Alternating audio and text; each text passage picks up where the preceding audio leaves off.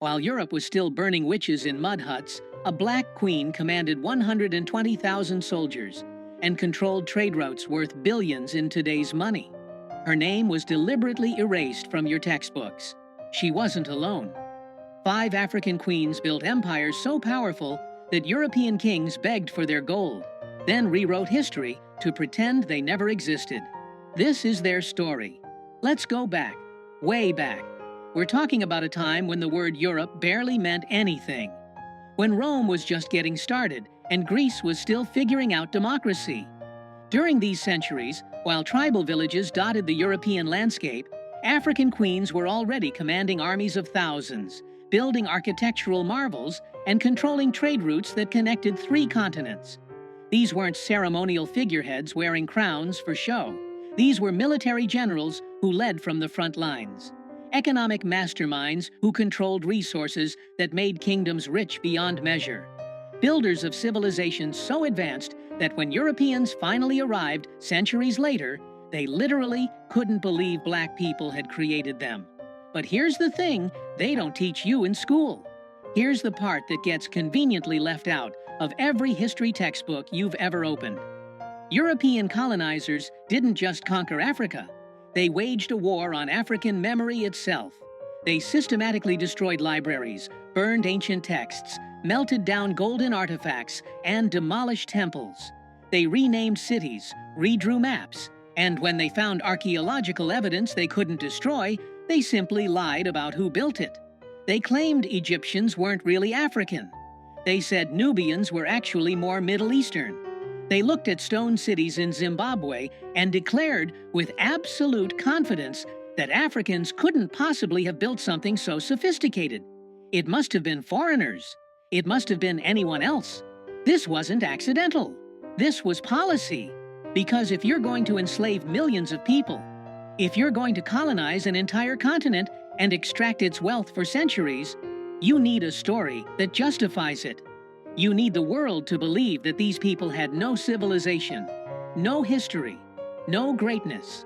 You need everyone to think you're bringing light to darkness, civilization to savagery. And so the lie became curriculum. The lie became fact. The lie became the only story most people would ever hear. But the truth survived. In oral histories passed down through generations. In archaeological sites they couldn't completely erase.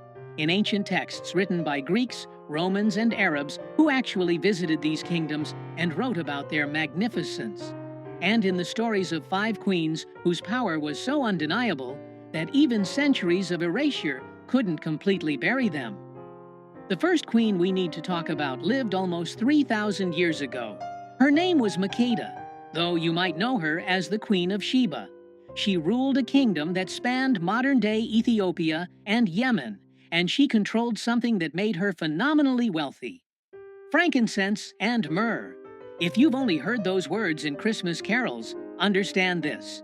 In the ancient world, these resins were worth more than gold. They were used in religious ceremonies, medicine, perfumes, and embalming. Controlling the frankincense trade was like controlling oil in the modern world. Makeda didn't just have money. She had the kind of power that made other rulers need her. The Bible tells a story about her visiting King Solomon in Jerusalem. She heard about his wisdom and decided to test him with hard questions, bringing gifts of spices, gold, and precious stones. What the Sunday school version leaves out is the political dimension of this visit. This was a diplomatic mission between 2 superpowers. Solomon needed her trade routes. She needed to assess whether an alliance made sense. According to Ethiopian tradition, they had a son together named Menelik, who became the first emperor of Ethiopia and established a dynasty that ruled for 3,000 years. 3,000 years. Let that sink in. But here's where the erasure begins. For centuries, European scholars insisted that the Queen of Sheba must have been Arab, not African. They couldn't accept that a black woman had the wealth and intelligence to impress Solomon. They twisted geography, ignored Ethiopian historical texts, and created elaborate theories to avoid giving credit where it was due. Because acknowledging that a black African queen ruled one of the ancient world's wealthiest kingdoms, that she was educated enough to challenge Solomon's wisdom, that she was powerful enough to negotiate as an equal. That would contradict everything they needed people to believe about Africa. Now let's jump forward to around 40 BCE. The Roman Empire is at its height. Caesar Augustus, the first Roman emperor, is expanding his territory in every direction. Rome is supposed to be invincible, the greatest military force the world has ever seen. And then they meet Queen Amanirenas of Kush. Kush, located in what's now Sudan, was also called Nubia. It was an ancient civilization that had been around longer than Rome itself. They had their own pyramids, their own written language, their own sophisticated society, and they had no intention of bowing to Rome. When Augustus tried to impose taxes on Nubia after conquering Egypt, Amanirenas gave him an answer he wasn't expecting. She raised an army of 30,000 soldiers, marched north, and absolutely destroyed 3 Roman forts. She didn't just defeat the soldiers, she sent a message. She beheaded statues of Augustus and buried his bronze head under the steps of a temple so people would walk over his face for eternity. That head, by the way, is now in the British Museum, though they rarely mention this part of the story. Rome was furious. This wasn't supposed to happen. They sent 10,000 legionnaires south to crush this rebellion. And then something extraordinary occurred. Amanirenas fought them to a standstill. For 5 years, this one-eyed warrior queen held off the greatest military machine in the ancient world. She used guerrilla tactics, superior knowledge of the terrain, and tactical brilliance to make every Roman victory Pyrrhic. The war became too expensive, too bloody, too difficult. And so Rome, the empire that supposedly never surrendered, did something almost unthinkable. They negotiated a peace treaty. They agreed to exempt Kush from all taxes. They pulled their troops back and let Amanirenas keep her kingdom independent. Think about that for a second. A black African queen defeated the Roman Empire. Not in legend, not in myth, but in documented historical fact. Roman historians wrote about it. Archaeological evidence confirms it. And yet, how many people have ever heard of Amanirenas? How many history classes teach that Rome lost a war to a Nubian queen? The story gets buried in footnotes, while Roman victories over barbarians fill entire chapters. Because acknowledging that a black woman outmaneuvered and defeated Roman generals disrupts the entire narrative of Western superiority. Fast forward about 1,600 years to the Kingdom of Ndongo in what's now Angola. The year is 1624, and the Portuguese have arrived in force. They're not exploring. They're not trading as equals.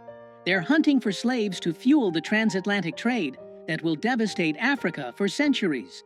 And they've just met someone who will make their lives absolutely miserable for the next 30 years. Her name is Nzinga Mbande. Nzinga was born into royalty, but she had to fight for every ounce of respect in a world determined to deny it to her. When she first met with the Portuguese governor as her brother's ambassador, they deliberately didn't provide her with a chair. It was a power move, meant to force her to stand or sit on the floor while the governor sat elevated. Nzinga refused to accept the disrespect. She gestured to one of her servants, who immediately got on hands and knees, and she sat on her servant's back as if it were a throne. She negotiated the entire treaty from that position, making it clear that she would not be looked down upon. When her brother died under suspicious circumstances and she took the throne, the Portuguese thought they could manipulate or intimidate her. They were catastrophically wrong, and Nzinga proved to be a military genius who understood something the Portuguese didn't expect from an African ruler. She understood European politics. She played the Portuguese off against the Dutch. She converted to Christianity when it was politically useful, then renounced it when it wasn't. She offered sanctuary to escaped slaves and runaway soldiers, building her army with people who had every reason to hate the Portuguese. She used guerrilla warfare, scorched earth tactics, and hit-and-run attacks that left Portuguese forces constantly off balance. For 30 years, she held them off. 3 decades of warfare where the Portuguese threw everything they had at her and couldn't break her. She personally led troops into battle well into her 60s. She negotiated treaties, broke them when necessary, and refused every attempt to make her submit. When she died at age 80, she died undefeated, having freed thousands of enslaved Africans and having prevented the Portuguese from fully conquering her kingdom during her lifetime. And how did history remember her? Portuguese records called her a witch, a savage, a demon. They couldn't admit that they'd been fought to a standstill by a black woman, so they demonized her instead. For centuries, her story was either erased or twisted into propaganda about African barbarism. Only recently have historians begun to recognize her for what she actually was, one of the greatest military and political minds of her era, fighting a desperate war against an enemy that wanted to enslave her entire people. But let's go back even further, because we need to talk about a title rather than a single person. In the kingdom of Kush, there was a word, Kandak. In Greek, it became Candace. It meant queen, but not just any queen. It meant a warrior queen who ruled independently, who commanded armies, who made her own decisions without a king telling her what to do. Between about 300 BCE and 300 CE, multiple Kandaks ruled Kush, and their reputations were so formidable that conquerors thought twice before invading.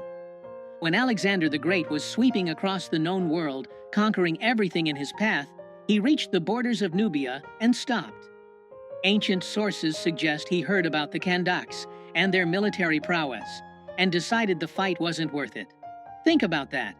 Alexander, who conquered from Greece to India, who defeated the Persian Empire, who was called the Great, precisely because he seemed unstoppable, looked at Nubia and said, "No thank you." The warrior queens of Kush had a reputation that made even Alexander hesitate. These queens built pyramids. Yes, Sudan has more pyramids than Egypt, though most people don't know that because those pyramids don't fit the narrative about African civilization. They commanded armies, controlled trade routes, minted their own currency with their faces on the coins. They corresponded with other rulers as equals. The Bible mentions a Kandake in the book of Acts, though her power and position are reduced to a mere footnote in most interpretations. These were women with absolute authority in a world where Greece and Rome insisted only men could rule.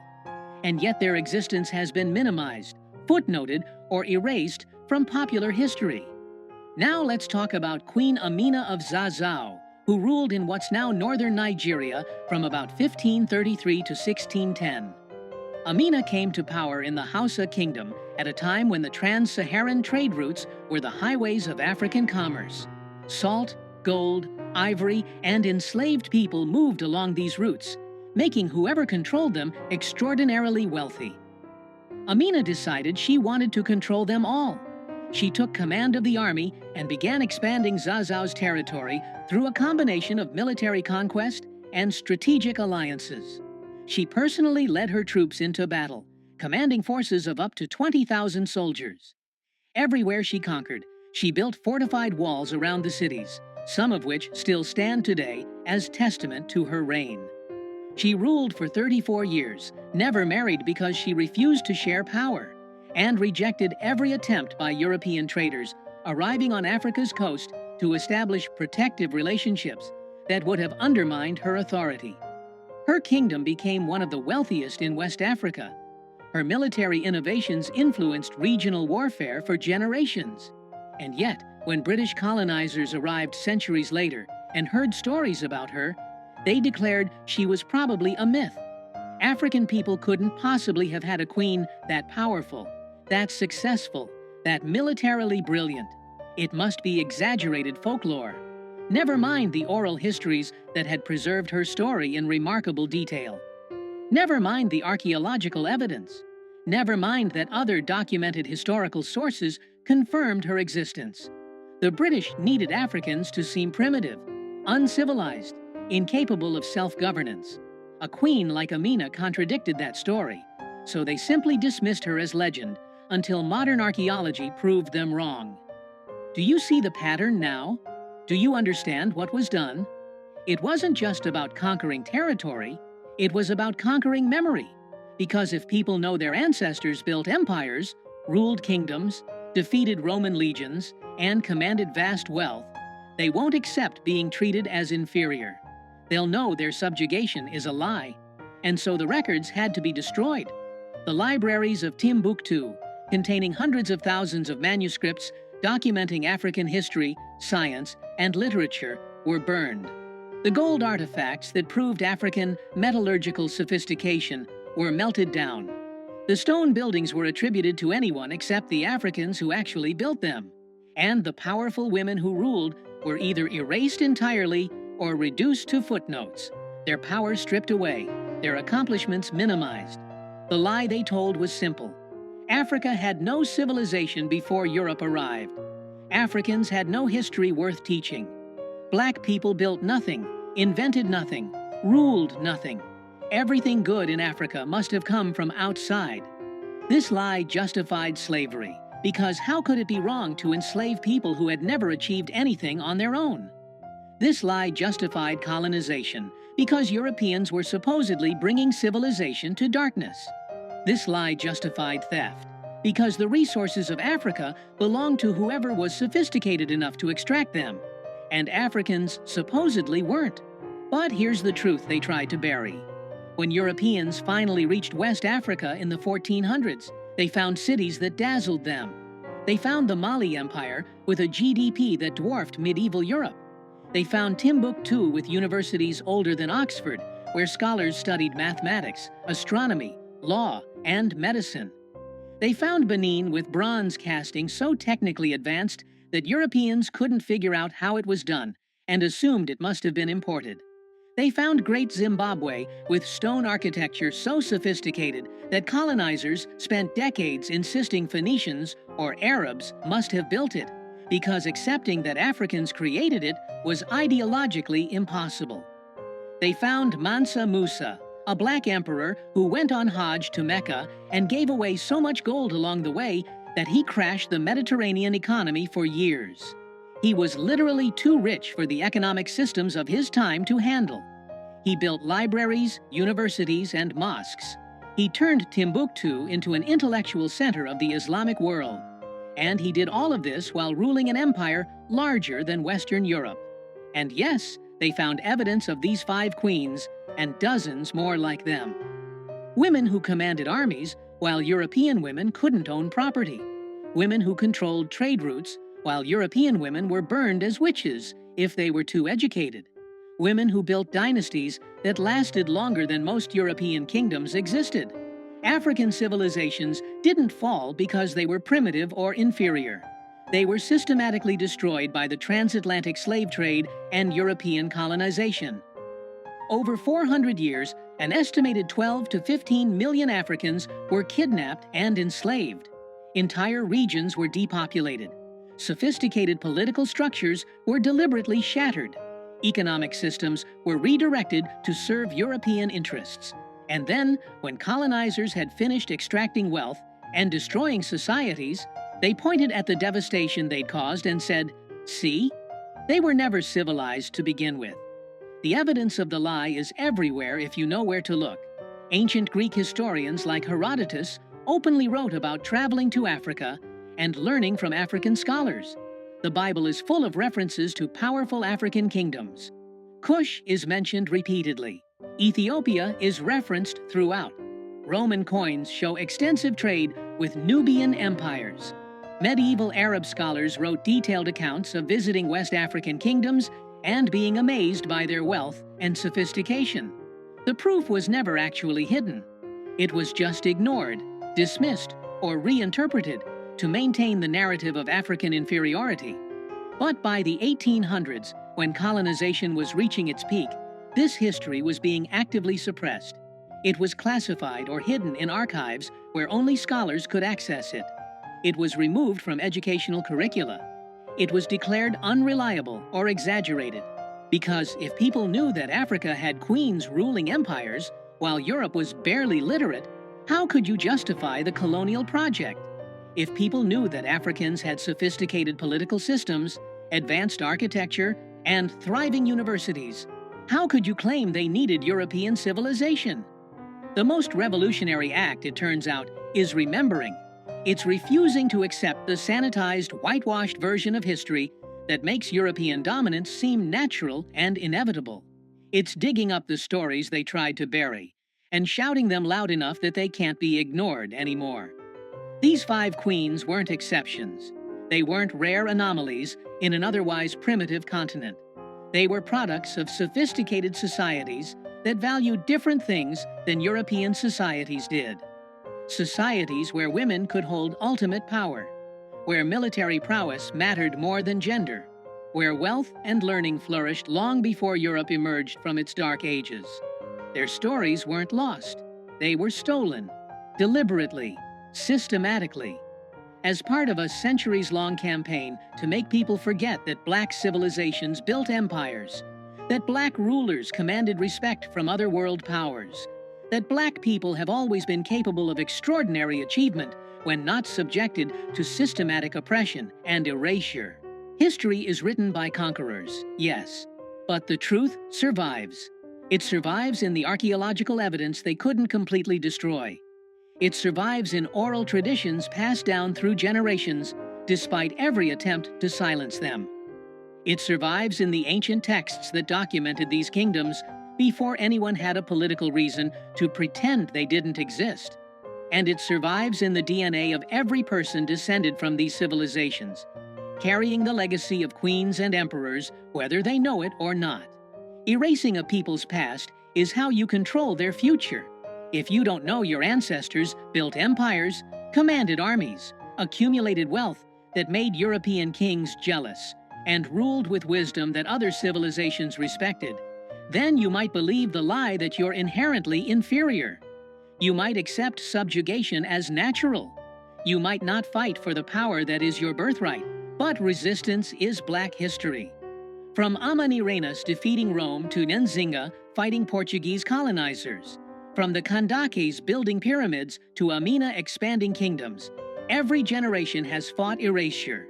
Every generation has refused to disappear. Every generation has preserved some piece of the truth and passed it forward. Your textbooks lied. These queens ruled the world before Europe even knew that world existed. They commanded wealth, respect, and power that rivaled anything their contemporaries achieved. And remembering them isn't just about correcting historical inaccuracy. It's about understanding that the current world order, where European and European-descended powers dominate, isn't natural or inevitable. It's the result of specific historical processes of violence, theft, and erasure. It's a construct that can be challenged and changed. Because the most dangerous thing you can do to a system built on lies is tell the truth. The truth that Africa had civilizations when Europe had villages. The truth that Black women ruled empires with authority that made men bow. The truth that African achievement was systematically erased to justify centuries of exploitation. The truth that we carry the legacy of queens, remember their names, tell their stories, refuse to let them be forgotten again. Because they didn't fight their wars, build their empires, and rule their kingdoms so that their descendants would believe the lies of their conquerors. They did it so we would know, so we would remember, so we would understand that greatness is our inheritance, no matter how many centuries of propaganda say otherwise.